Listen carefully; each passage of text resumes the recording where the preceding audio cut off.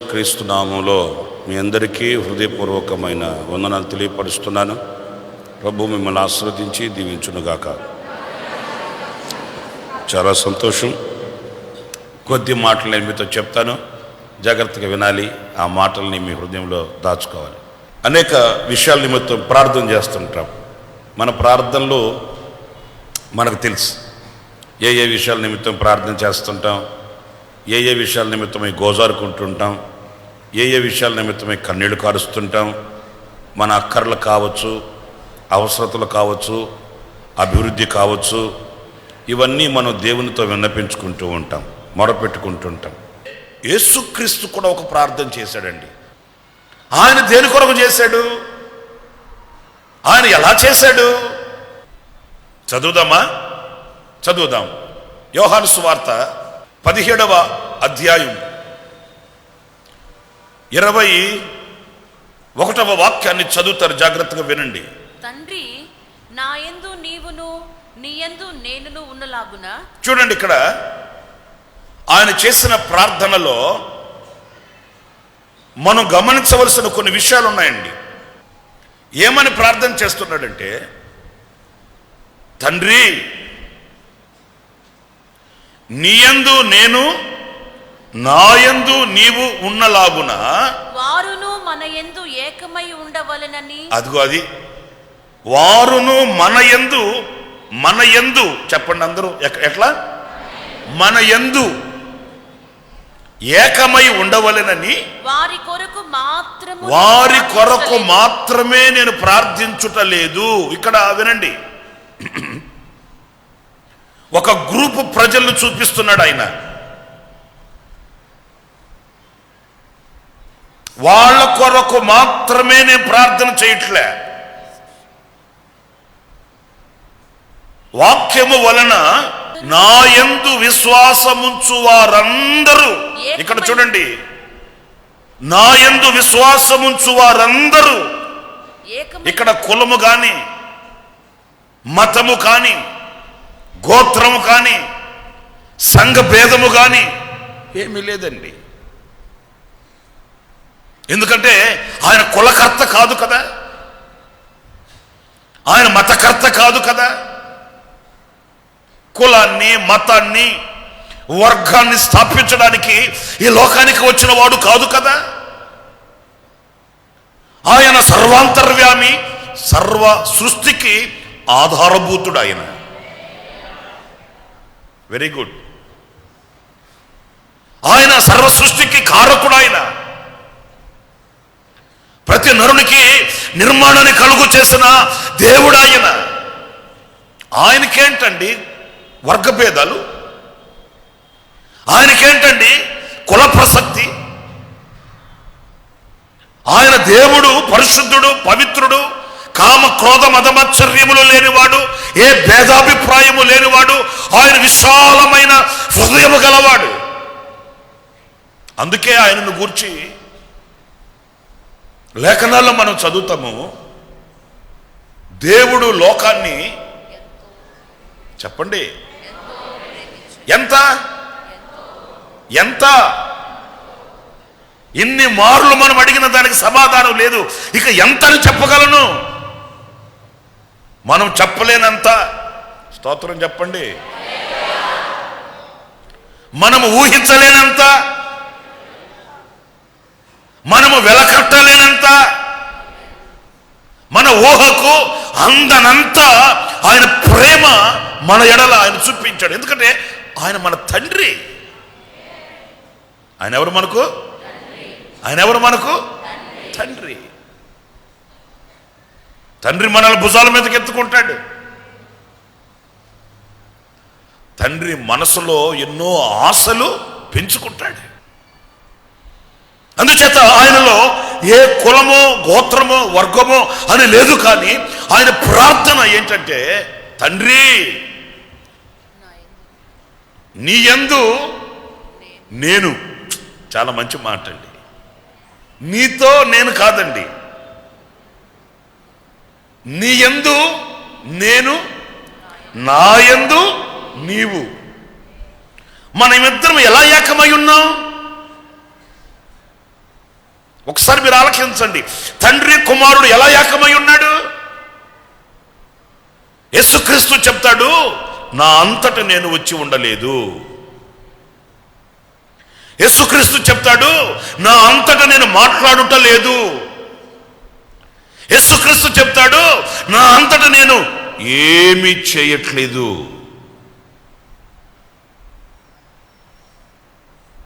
అదే యేసుక్రీస్తు అన్నాడు, నాకు సర్వాధికారం ఇవ్వబడి ఉంది. అంటే సర్వాధికారం ఆయనకి ఇవ్వబడి ఉన్నప్పటికీ కూడా తండ్రికి తెలియకుండా ఆయన ఏమీ చేయట్లేదండి. మాట్లాడట్లేదు, వచ్చి ఉండలేదు, ఏ పని చేయట్లేదు. అధికారం ఉంది. మనకు ఆయనకి ఎంత వ్యత్యాసం ఉందో చూడండి. మనకెంత ఇస్తే చాలు. యేసు ప్రభుకి సర్వాధికారం ఉందంట. సర్వము మీద చెప్పండి. ఆయన ఏమైనా చేయగలడు, ఆయన ఏమైనా చేసి చూపించగలడు, ఆయన దేనినైనా సృష్టించగలడు. ఆ శక్తి, ఆ ప్రభావం, ఆ మహిమ ఆయనకుంది. కానీ చేయట్లే. With permission, with permission.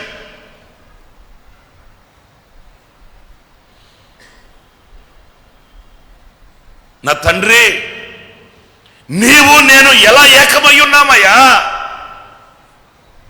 యేసు ప్రభు ఒకరోజు ఆయనకి కొందరిని శిష్యులుగా ఏర్పరచుకొని అపోస్తులుగా చేయాలని ఆయనకు ఆశ ఉందండి. అది తండ్రి యొక్క నియమము, సంకల్పం అండి. ఈ పరిచర్యను కొనసాగించడానికి యేసు ప్రభుని వెంబడించి ఆయనతో ఈ అపోస్తులత్వాన్ని స్థిరపరచడానికి ఒక 12 మంది కావాలి. వింటున్నారా నేను చెప్పే మాట? ఒక 12 మంది అపోస్తులత్వానికి కావాలి. ఈ 500 మంది శిష్యులు ఉన్నారు, ఈ 70 మంది శిష్యులు ఉన్నారు, ఇంకా నన్ను వెంబడించే వాళ్ళు అనేకులు ఉన్నారు. వీళ్ళలో ఈ అపోస్తులత్వాన్ని భరించగలిగిన వాడు ఎవడు? భారం కలిగిన వాడు ఎవడు? నా మనసుని అర్థం చేసుకోగలిగిన వాడు ఎవడు? నా తండ్రి చిత్తాన్ని వివేచించగలిగిన వ్యక్తి ఎవడు? నన్ను వెంబడించడం కాదు, నా కనుల ఎదుట నిలబడడం కాదు, జ్ఞాన సంపద కలిగిన వాడై పరిగణించబడడం కాదు. ఒక కొత్త నిబంధన సంఘానికి పునాదిగా నిలబడాలి. చప్పట్లు కొట్టకపోయారా? ఆమేన్. అపోస్తులు ప్రవక్తలు వేసిన పునాది, ఒక పునాదిగా నిలబడగలిగిన ఆ స్టెబిలిటీ, ఆ సామర్థ్యత ఎవరికుంది? ఏం చేశాడు? తిన్నగా వెళ్ళి తండ్రిని అడుగుతున్నాడు. స్తోత్రం చెప్పండి. ఎవరిని అడుగుతున్నాడు? ఎవరిని అడుగుతున్నాడు? బాబాయ్, బాబాయ్ నేను ఏ సబ్జెక్ట్ తీసుకోవాలో చెప్పు బాబాయ్. బాబాయ్కి ఏం తెలుసు? మెకానిక్ షెడ్లో పనిచేస్తుంటే ఆయనకి, బాబాయ్కి ఏం తెలుసు? మెకానిక్ షెడ్లో పనిచేసే బాబాయ్కి ఏం తెలుసు?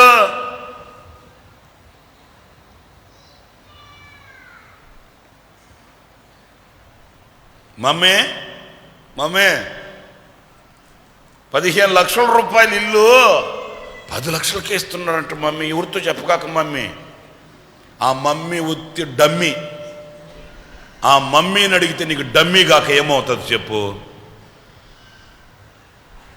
మమ్మీ ఏం చెప్పింది? అమ్మా ఎవరితో చెప్పకుండా ముందు అడ్వాన్స్ ఇచ్చేయి, మళ్ళీ పక్కనోడికి తెలిస్తే వాళ్ళు జ్వరపడిపోతారమ్మా అని అడిగి చెప్పిందంట మమ్మీ. ఇక ఈ మమ్మీ మాట ఈ డమ్మీ ఇని 7 లక్షల రూపాయలు తీసుకెళ్ళి కట్టింది అక్కడ. అయ్యా 3 లక్షల రూపాయలు, మిగతా 3 లక్షల రూపాయలు 2 నెలల తర్వాత ఇచ్చి అగ్రిమెంట్ చేయించుకుంటానని చెప్పిందంట. ఇప్పటికి ఇంచుమించు 8 సంవత్సరాలు అయింది. ఆమె 7 లక్షల రూపాయలు మరలా తిరిగి రాలా. ఎవరిని అడిగి కట్టావు? మా మమ్మీని అడిగాడు. మమ్మీని కాదు నువ్వు అడగాల్సింది,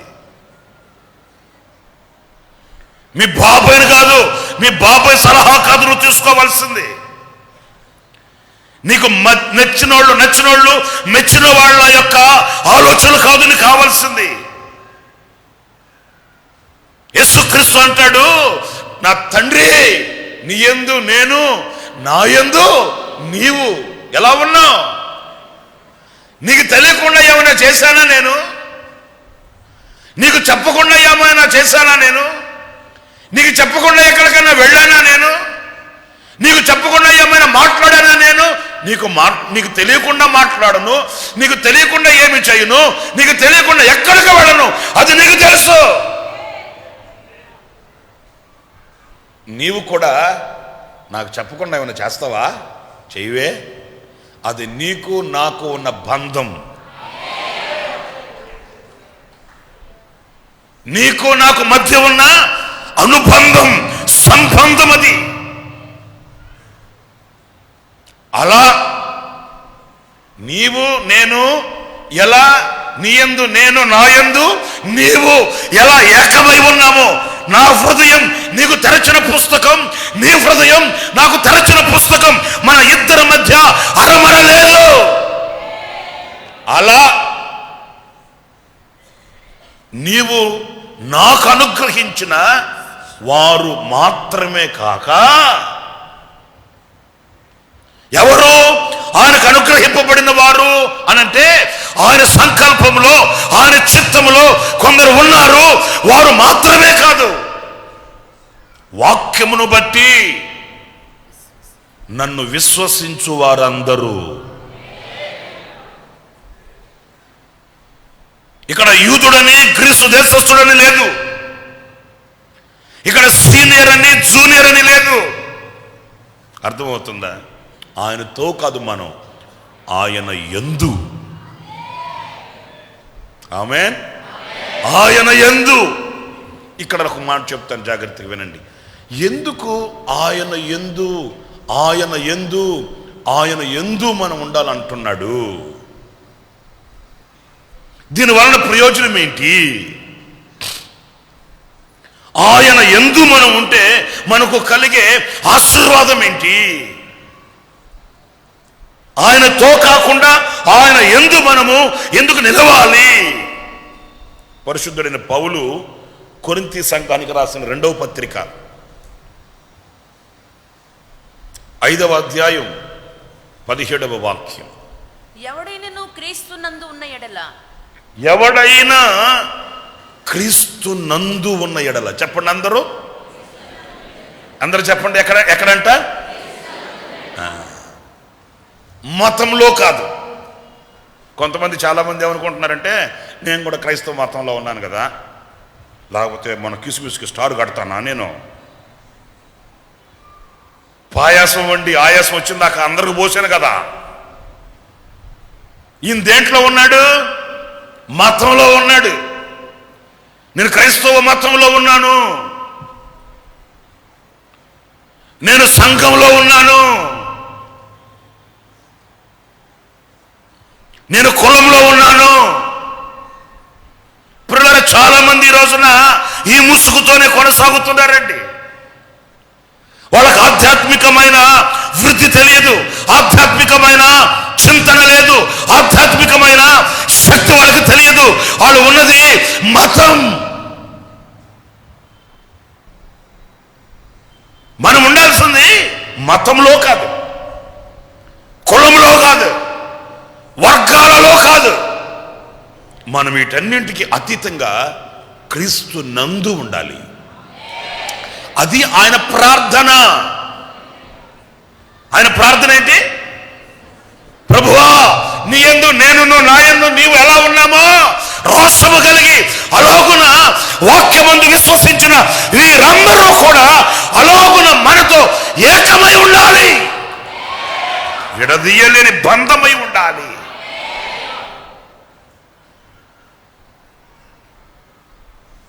ఆ క్రీస్తు నందు ఎందుకు ఉండాలి అని అంటే ఇక్కడ వ్రాయబడిన మాట, ఎవడైనను క్రీస్తు నందు ఉన్న ఎడల వాడు, అదిగో అది మనం క్రీస్తు నందు ఉంటే మనమట ఒక నూతన సృష్టిగా మార్చబడుతామట. చప్పట్ల కొట్టండి, ప్రైజ్ ది లార్డ్.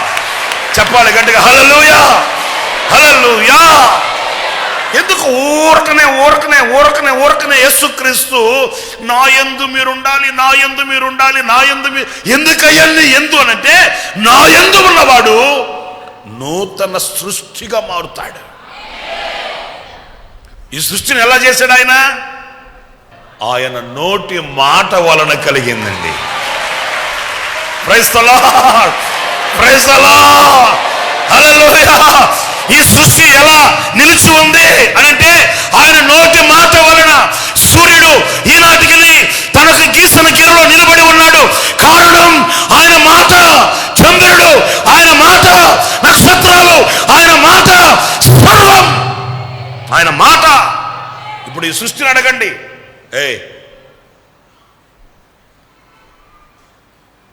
వేల సంవత్సరాల నుంచి ఎలా ఉన్నారు మీరు అని సృష్టిని అడగండి. సృష్టి ఏమంటుందంటే, ఆయన మాట చేత బ్రతుకుతున్నామని చెప్తాను. ఇదిగో నీవు కూడా ఆయన యందు ఉంటే, ఆయన యందు ఆయన మాట వలన నీవు బ్రతికే వ్యక్తిగా ప్రభు నిన్ను చేస్తాడు. Praise the lord. నీవు ఒక వినూత్నమైన ఒక సృష్టి, నీలో వెలుగు ఉంటుంది, నీలో వెలుగుకు చీకటికి వేరుపాటుంటుంది, నీలో ఒక ఫలభరితమైన జీవితం ఉంటుంది, నీవు ఆకాశ జ్యోతుల వలె ప్రకాశిస్తావు. మూడుబారిన చెట్టులాగా ఉండవు, ఆరిపోయిన దీపంలాగా ఉండవు. ఆయన సృష్టిని నోటి మాట చేత ఎలా కలుగు చేశాడో, ఈనాటికి ఆ సృష్టి ఎలా వైభవంగా ఉందో, ఆయన నోటి మాట చేత అన్ని వాటి స్థలాలలో వాటి స్థానాలలో. చూడండి, నేను ఒక మాట చెప్తాను. ఏ రోజైనా పొంగల్ హాలిడేస్కి లేకపోతే సమ్మర్ హాలిడేస్కి సూర్యుడు మీ ఇంటికి వచ్చిపోయాడా? అరే ఆ నుంచి కదలడే అంటే నేను ఎందుకు చెప్తున్నానంటే, వాటి స్థానాలలో నిశ్చలంగా ఉన్నాయండి. ఎందుకని ఎందుకని ఎందుకని ఎప్పుడు సూర్యుడు చంద్రుడి మీదకి ఎప్పుడైనా గొడవకి వెళ్ళాడా? నాకు సమాధానం చెప్పండిరా బాబా. ఎప్పుడన్నా సూర్యుడు చంద్రుడు గుద్దుకున్నారా? చంద్రుడికున్న స్థానం చంద్రుడికి ఉంది, సూర్యుడికున్న స్థానం. ఎందుకంటే అది ఆయన సృష్టి. మరి మీ ఇంట్లో సూర్యుడు చంద్రుడు ఎందుకు ఊరకనే గొడవలు పడుతుంటారు? సూర్యుడికి ఒక్కొక్కసారి కోపం వచ్చిందంటే కుర్చీలకి కాళ్ళు ఇరిగిపోతుంటాయి. చంద్రుడికి ఒక్కొక్కసారి కోపం వచ్చిందంటే గరిట్లు ఇరిగిపోతుంటాయి. ఎందుకంటే ఇది ఆయన సృష్టి. ఆయన సృష్టిగా మారాలి. ఎవరి స్థానాలలో వాళ్ళు ఉండాలి. ఎవరికి కలుగుతుంది ఇది? ఆయన యందు ఉన్న కుటుంబానికి కలుగుతుంది. ఆయన యందు ఉన్న వ్యక్తులలో ఉంటది. ఆయన యందు ఉన్న వ్యక్తి ఒక నూతనమైన సృష్టి. చీకటిలో వెలుగు ఉండదు, వెలుగులో చీకటి ఉండదు, అవి వేరవుతాయి. సూర్యుడికున్న స్థానం సూర్యుడిది, చంద్రుడికున్న స్థానం చంద్రుడిది, నక్షత్రాలకున్న స్థానం. ఎప్పుడు పిల్లలు తండ్రిని ఒరే అని అనరు. ఎందుకంటే వాళ్ళ స్థానాల్లో వాళ్ళే ఉంటారు. వాళ్ళు ఎంత చక్కగా ఉంటారో, డాడీ డాడీ డాడీ మమ్మీ. వీళ్ళు పిలిచేటప్పుడు కూడా, తల్లిదండ్రులు పిలిచేటప్పుడు కూడా పిల్లల్ని రే దొన్నపోతా, రే గాడ్ అట్లా పిలవరండి. వీళ్ళు కూడా వాళ్ళని డాడీ మమ్మీ అని పిలుస్తుంటారండి. మీరు వినలేదు ఎప్పుడు? మీరు వినారులేండి. అవి ఎందుకు వింటారు మీరు? నేను విన్నానండి. కొన్ని ఇళ్ళకి వెళితే తల్లిదండ్రులు పిల్లల్ని, ఆ తండ్రి వాళ్ళ కొడుకుని పిలుస్తాడు, డాడీ డాడీ అన్నొచ్చాడు రా బయటికి రా. వీళ్ళు డాడీ అంటే ముసలోడేమో అనుకున్నా నేను. ఈయన కొడుకే. నేను పిత్రం ఏటన్నా అంటే వెంటనే లేచి కొడుకుని అట్లా హత్తుకొని, నా బంగారన్న నా బిడ్డ. ఎంత ఆనందం తండ్రి. అది దేవుని సృష్టి. ఆ కుటుంబం ఎక్కడుంది? ఆయన యందు ఉంటే ఆ సృష్టిగా నీవు ఉంటావు. సృష్టిగా నీవు ఉంటావు. చీకటికి వెలుగుకు వ్యత్యాసం కలుగుతుంది. ఆయన వృక్ష ఫలముల చెట్లని ఆయన సృష్టించాడు. ఫలభరితమైన జీవితం ఉంటుంది. ఆకాశ జ్యోతులను సృష్టించాడు. వెలుగు, ప్రకాశమైన వెలుగు. అట్లా అవన్నీ నీ బ్రతుకులో కనబడాలంటే నీవు ఆయన యందు ఉండాలి. అందుకే పలుసార్లు యేసయ్య నా యందు ఉండండి, నా యందు ఉండండి అని ఎందుకు అంటున్నాడంటే, అంతటి ఘనమైన సౌందర్యము కలిగిన, సొగసు కలిగిన సృష్టిగా నీవు మారాలి. నీ కుటుంబాలలో ఉన్న చీకటంతా తొలగాలి. కుటుంబాలలో ఉన్న అనైక్యత తొలగాలి.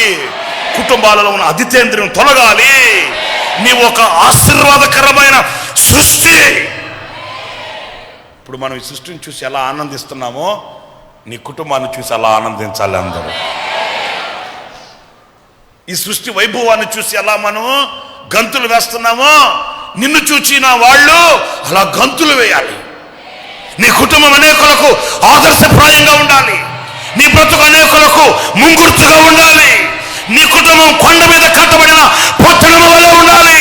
దీపస్తంభం మీద పెట్టబడిన దీపంలా ఉండాలి.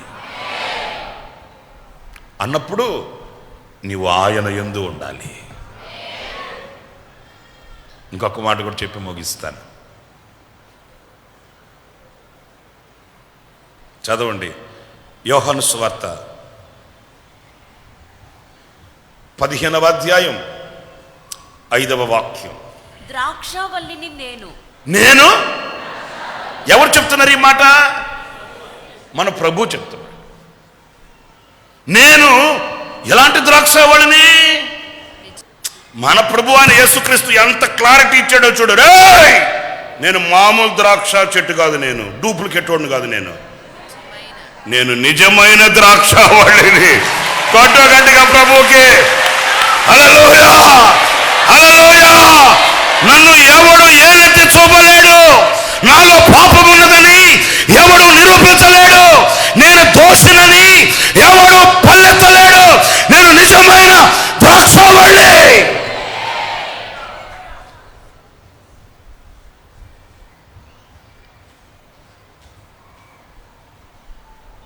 మీరేమై ఉండాలి?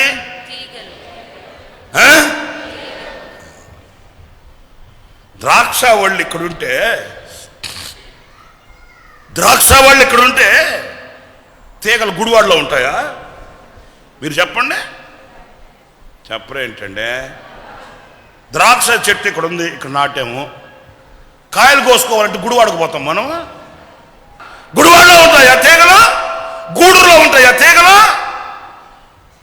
ఒకవేళ అలాగ ఉండాలి అని అనుకున్నది అనుకో, ఆ తీగ వాక్యం అంటుంది అది ఎండిపోద్ది.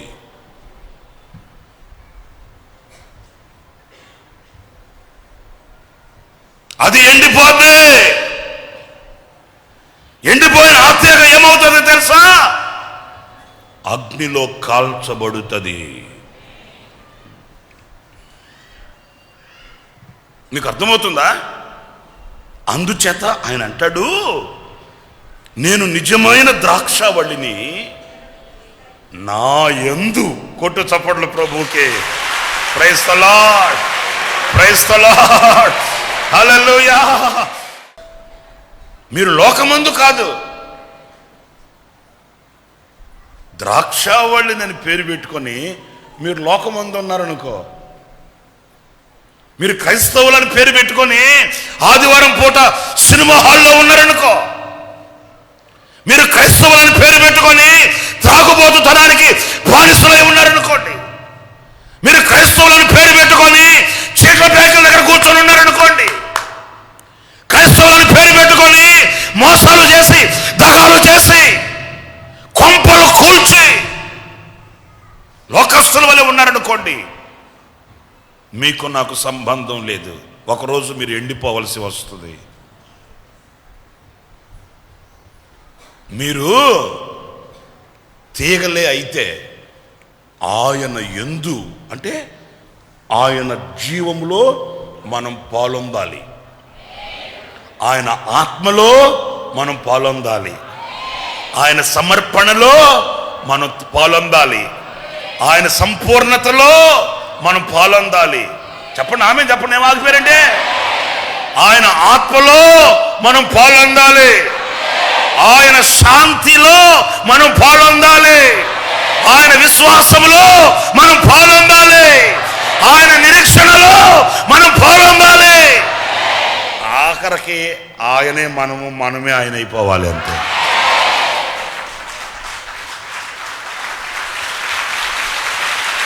ఆమె అప్పుడట బహుగా మీరు బహుగా ఫలిస్తారు. ఎప్పుడు? ఆయన యందు. ఆయన యందు అంటే ఆయన ప్రేమ, ఆయన శాంతి, ఆయన ఆత్మ, ఆయన నిరీక్షణ, ఆయనలో ఉన్న విశ్వాసం, ఆయనలో ఉన్న సమస్తం మనం షేర్ చేసుకొని అది మనం పొందుకోవాలి. అప్పుడు మనం ఏమవుతామట? చెప్పండి, గట్టిగా చెప్పండి. ఎలా ఉంటామట? అందరు చెప్పండి, ఎలా ఉంటామట? ఫలించడం కాదు,